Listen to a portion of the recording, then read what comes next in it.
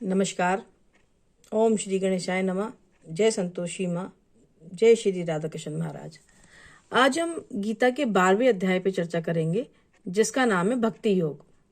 इसमें बताया गया है कि हम भक्ति के माध्यम से भगवान को प्राप्त कर सकते हैं। और एक छात्र को या जीवन में कोई व्यक्ति जो बहुत कुछ महत्वपूर्ण चीज हासिल करना चाहता है, उसे कैसी अपनी क्या करना चाहिए, कैसी जीवन शैली रखनी चाहिए, क्या करना चाहिए।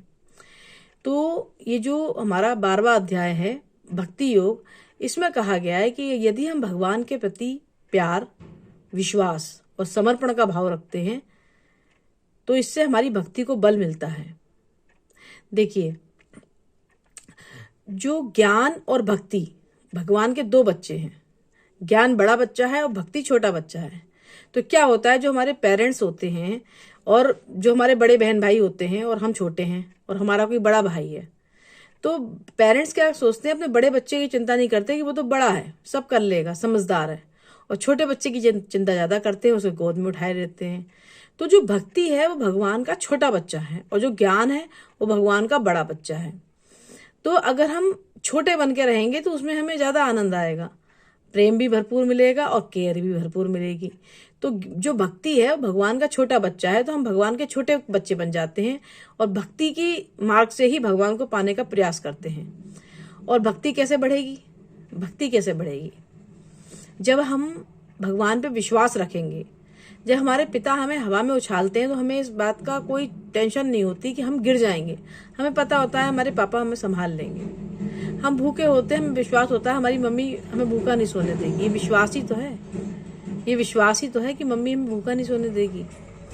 या हम बुखार में तप रहे हैं तो हमारी मम्मी दूर बैठ के हमें देखती रहेगी, आके हमारा सिर नहीं दबाएगी, हमें दवा नहीं देगी, हमारे सिर पे प्यार से हाथ नहीं फेरेगी। ये विश्वास होता है ना। जब तकलीफ होती है तो माँ को याद करते हैं ना। तो ये विश्वास है, तभी तो याद करते हैं कि माँ हमारे पास होती तो हमारी तकलीफ को हर लेती है अभी।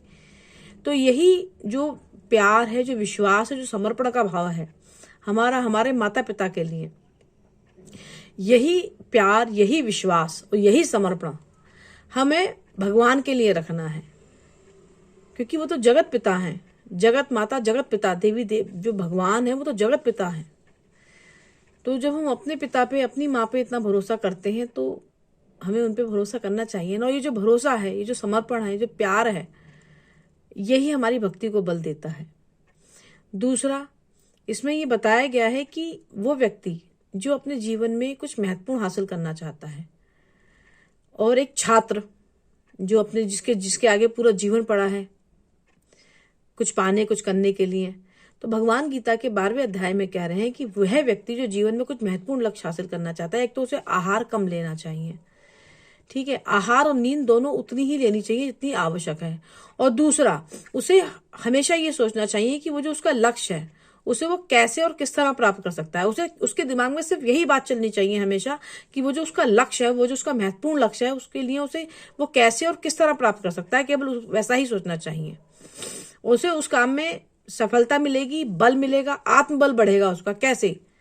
जो भी व्यक्ति जिसका भी एक महत्वपूर्ण लक्ष्य है अपने जीवन में, उसे वो हासिल करना चाहता है और हर समय सिर्फ उसी के बारे में उसे सोचना है कि मैं उसे किस प्रकार अपने उस लक्ष्य को हासिल कर सकूं, तो उसे पाने के लिए जो उसे बल मिलेगा, वो जो उसका मनोबल बढ़ेगा, वो भक्ति से ही बढ़ेगा।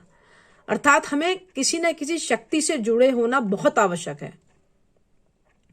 हमें अपने बच्चों को धर्म के मार्ग से जरूर जोड़ना चाहिए, क्योंकि हमेशा हम उनके साथ नहीं रहने वाले। हम जो पेरेंट्स हैं, हम हमेशा उनके साथ नहीं रहने वाले। उन्हें अकेले ही आगे जाके सरवाइव करना है और फिर अपने से छोटों को भी संभालना है। तो जो ज्ञान हमें उन्हें देंगे वही तो ज्ञान वो आगे अपनी नेक्स्ट पीढ़ी को दे पाएंगे।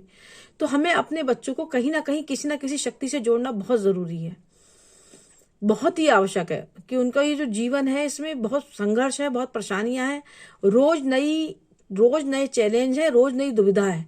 तो कहाँ जाके वो मत्था टेकें जहां उन्हें शांति मिले, सुकून मिले और अगले दिन लड़ने की ताकत मिल सके। वो शक्ति केवल अध्यात्म से आ सकती है और किसी चीज से नहीं आ सकती, कहीं से नहीं आ सकती, किसी चीज से नहीं आ सकती। इसलिए हमें हमारे बच्चों को किसी न किसी शक्ति से जरूर जोड़ना चाहिए जहां उनका मन करे।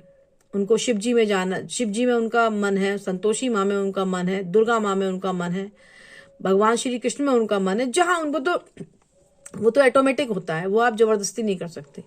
तो जहां पे भी उनका मन टिक रहा है वहां उनको उनका मनोबल बढ़ाएं अपने बच्चों का, कि वो किसी न किसी शक्ति से जुड़ें। क्योंकि एक समय ऐसा आता है कि धीरे धीरे उनका उत्साह कम होने लगता है। पहले उत्साह बहुत होता है किसी चीज को पाने का बच्चों में, फिर धीरे धीरे उत्साह कम होता है, फिर धीरे धीरे फिर बाद में भय की स्थिति आती है, फिर वो भय भी बढ़ने लगता है। और ऐसा हर बच्चे हर इंसान के साथ है। तो जब हम किसी शक्ति से जुड़े होते हैं तो हमें उससे लड़ने की ताकत मिलती है। तो बस इसमें इस अध्याय में भक्ति योग में भक्ति पर ही बताया गया है कि भक्ति के माध्यम से हम भगवान को प्राप्त कर सकते हैं। भक्ति भगवान का छोटा बच्चा है और छोटा बच्चा बहुत प्रिय होता है। तो भगवान के छोटे बच्चे बन जाओ। और बड़ा बच्चा है ज्ञान।